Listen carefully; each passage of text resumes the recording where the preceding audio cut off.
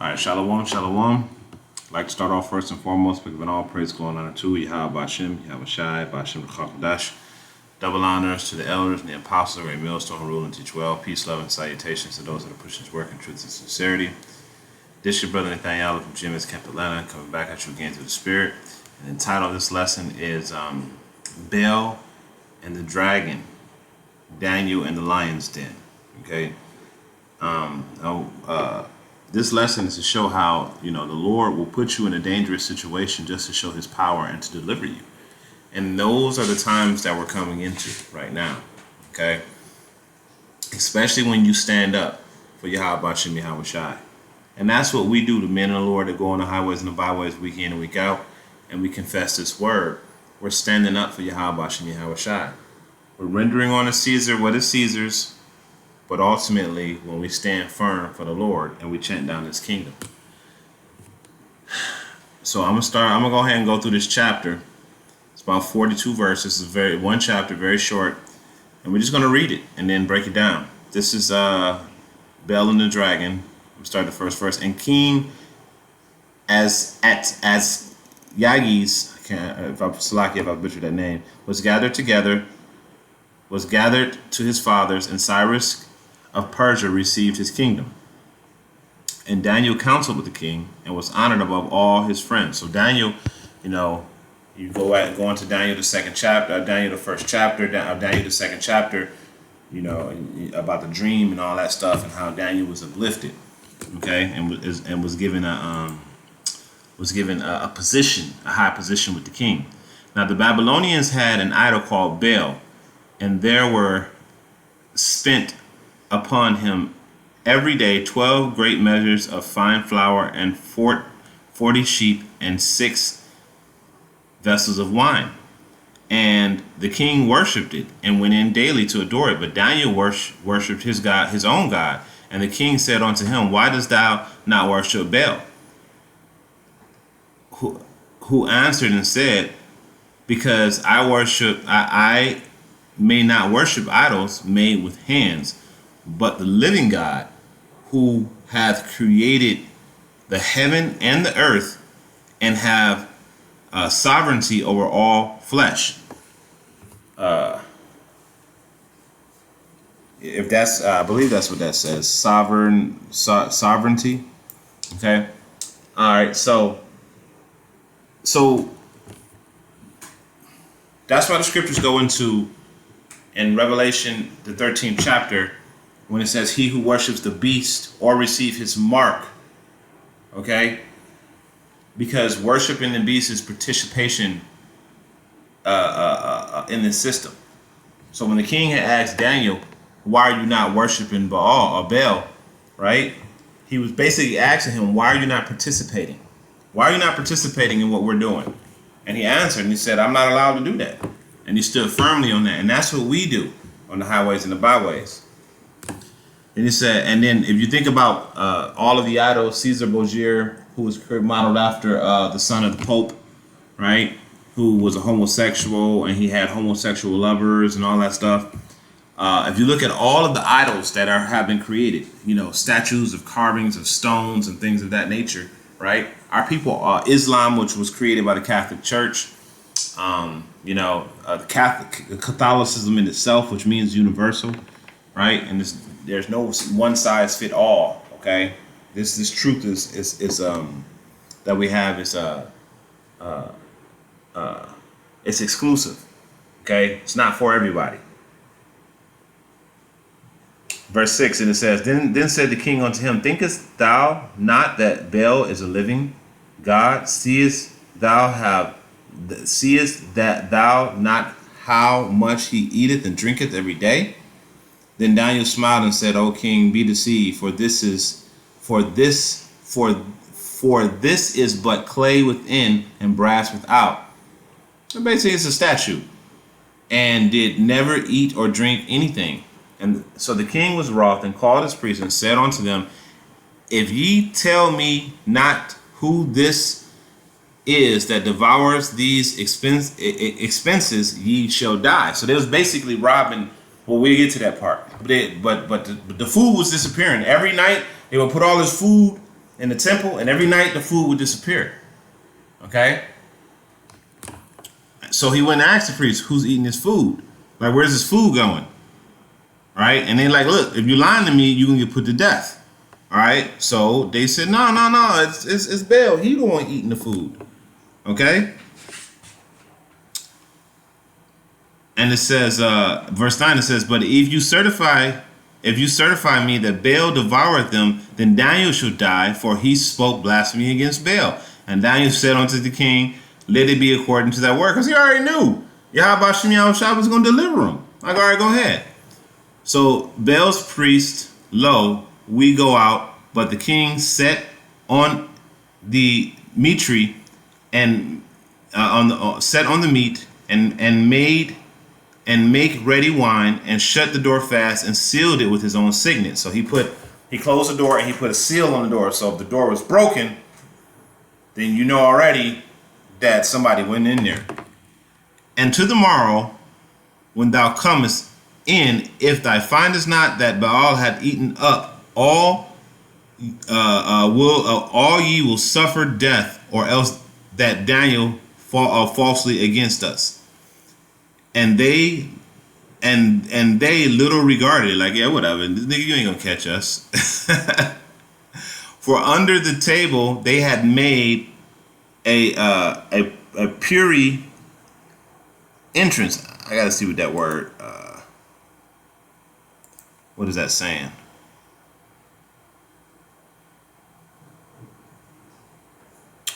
Puri. I can't. I don't know if I'm pronouncing this correctly, but basically it means secret entrance by context, whereby they enter continually and consume those things. So when they went forth, the king set the meats before Baal. Now Daniel had commanded his servants to bring ashes. Look, this simple ass thing. Bring ashes, man. Just bring ashes. Yeah, how about Shemi Al-Shai told him, tell your servants, man, just put ashes on the floor. Very simple. This is how you know. It's very simple. Excuse me.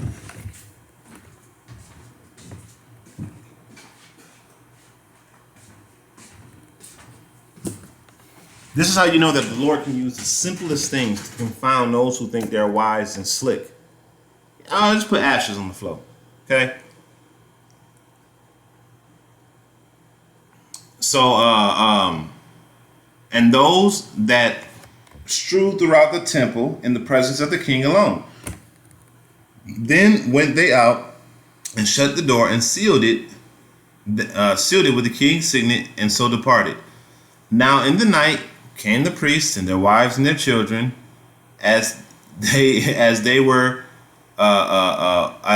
wont to do, and did eat and drink up all. In the morning betime the king arose, and Daniel with him. And the king said to Daniel, are the seals whole? And he said, yes. Yea, O king, they be whole. All right, so at this point you're thinking like, oh shit, the seals are whole. But Daniel wasn't even worried, because the Lord already told him what the deal was. Okay? And it says, as soon as he had opened the door, the king looked upon the table and cried with a loud voice, great art thou, O Baal, and with thee is no deceit at all. Then laughed Daniel, really? And held the king that he should not go in and say, behold, now the pavement, and marked well whose footsteps are these. So he's basically saying, all right, man, hey, look, you see these footsteps? Where these footsteps come from? And the king said, I see the footsteps of men, women, and children. Then the king was angry and took the priests and their wives and their children, who showed him the puri doors where they came in, and consumed such things that were upon the table. Wherefore the king slew them and delivered Baal into Daniel's power, who destroyed him and his temple. You see that? So the Lord used this as an instance to show his power. And the priests, the lion priests, them and his whole family got put to death off of that. Okay? So, and in the same place there was a great dragon, where they of Babylon worship. And the king said unto Daniel, wilt thou also say, this is of brass? Lo, he liveth, he eateth and drinketh. Thou cannot say that he is no living God. Therefore worship him. Then Daniel said unto the king, I will worship the Lord my power, for he is a living God. You see how he keeps saying he's a living God, he's a living God. He's making a distinguishment between things that are made with hands and idols and something that is alive. Okay? He's alive. The Lord is living. He's an eternal power. He does not die. He's always existed. He was here before, and he's going to be here after, and forever and ever and ever. Okay?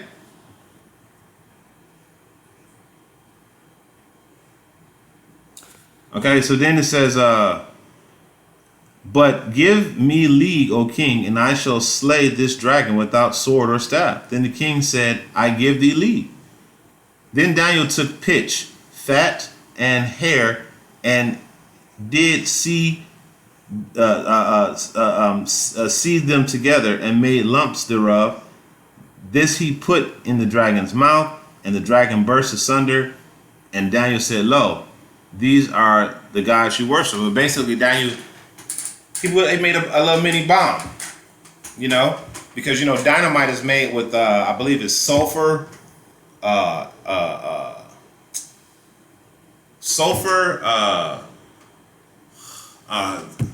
couple other chemicals, but it's just three chemicals, and you put these three chemicals together and you make dynamite, and it explodes. So I'm quite sure this is something that the Lord gave him knowledge of, that he can put into the dragon's mouth, and it just caused him to explode. Okay, whatever it was. All right.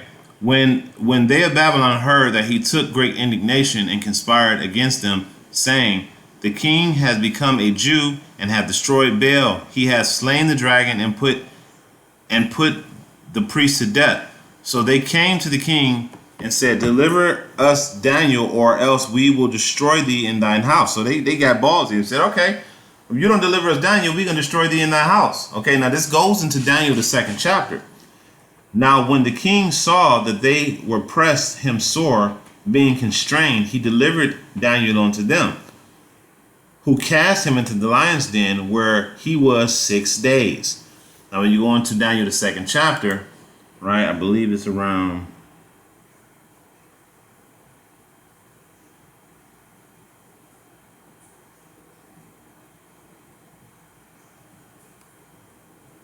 oh, Slakia. This is I'm sorry. This is the statue. My bad. Daniel, the 6th chapter is what I want.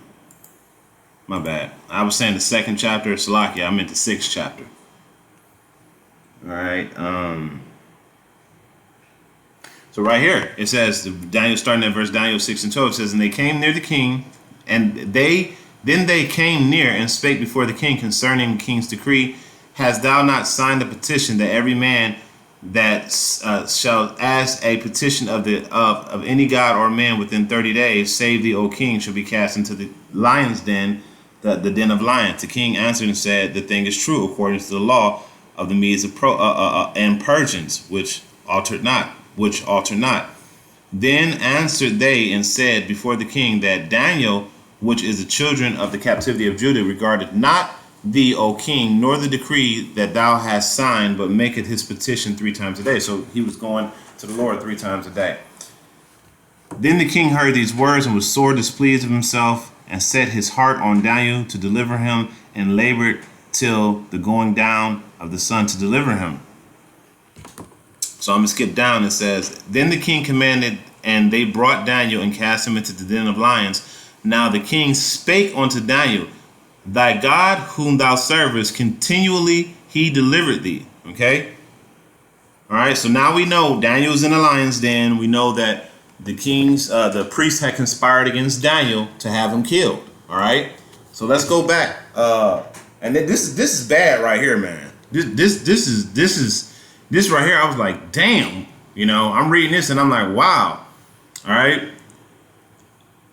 And in verse 32, it says, and in the den there were 7 lions. Okay. and they had given them every day 2 cakeries and 2 sheep, which then were not given to them to the intent that they might devour Daniel. So they were starving the lions, so they'll be nice and hungry. So when Daniel got thrown in there, they'll eat him. Now, hold on 1 second.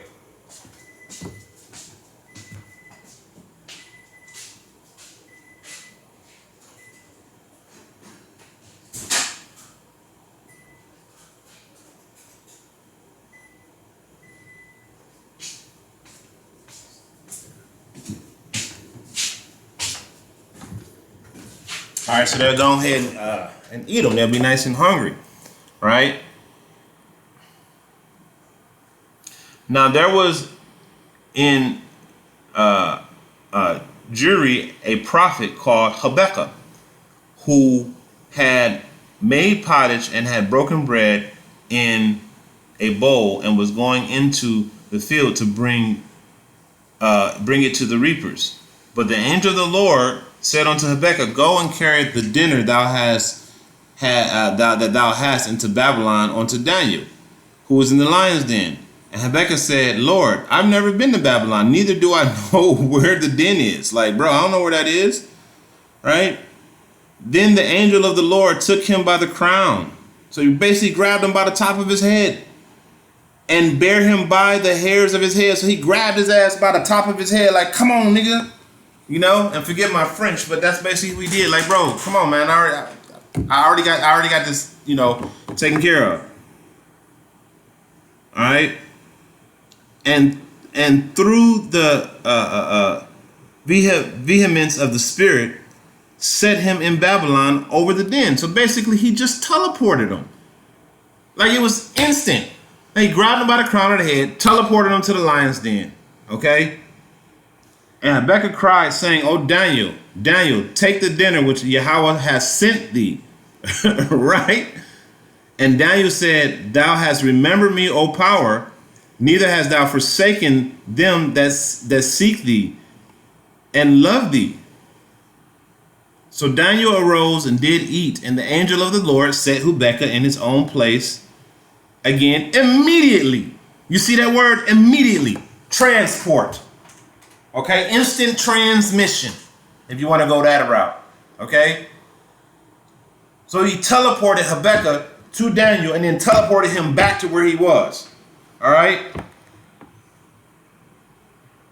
and it says upon the 7th day, so he was in there 6 days, and when the 7th day came, he said the king went to Daniel to bewail him, and when he came to the den, he looked in, and behold, Daniel was sitting. Then cried the king with a loud voice, saying, Great art thou, O Lord God of Daniel, and there is none of these beside thee.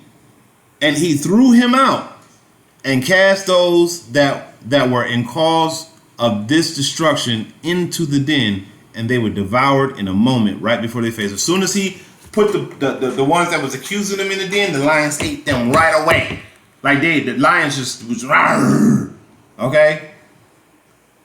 So this is a testimony to show that the Lord will put us in danger just to get us out of the danger, man.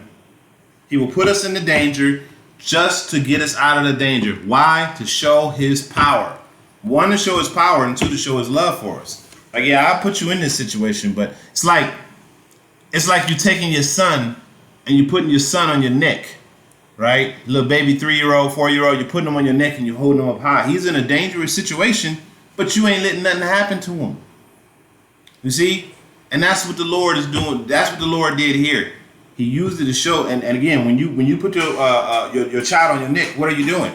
Not only are you putting them on a place in a dangerous spot, but you're also showing them your power. You're showing them that I have the ability to pick you up off the ground and put you on my neck and walk with you. And to them, to a child, that's a fantastic feat. It's like, dang, my daddy got strength. He can carry me on his neck like I'm nothing. And then sit me down like it's nothing. Same here. The Lord put them in the lion's den, kept the lions at bay, even though the lions hadn't eaten. Now remember, they ain't fed the lions in 6 days. And Daniel was in the lion's den 6 days and was released on the seventh day. So that's 13 days that those lions didn't eat. It's almost 2 weeks. So that whole time the Lord kept their stomachs at bay. You see? And that's exactly what's going to be happening in times to come. We're going to see a whole lot of death and destruction. But those people that have faith in Yahweh Bashem Yahushua and truly believe in him, he's going to deliver us from them all. So take this as heed to show, hey, just because you're in a bad situation, maybe the Lord put you there just to show his power. All right? And remember that in the times to come. All right? He put you there to show his power and to deliver your ass. So with that, I pray this is an edifying lesson. I'm ended off by giving all praise, glory, and honor to Yahweh Bashem, Yahweh Shai, Bashem, Machach Hadash. Double honors to the elder and the apostle, great millstone. Until next time, I say shalom.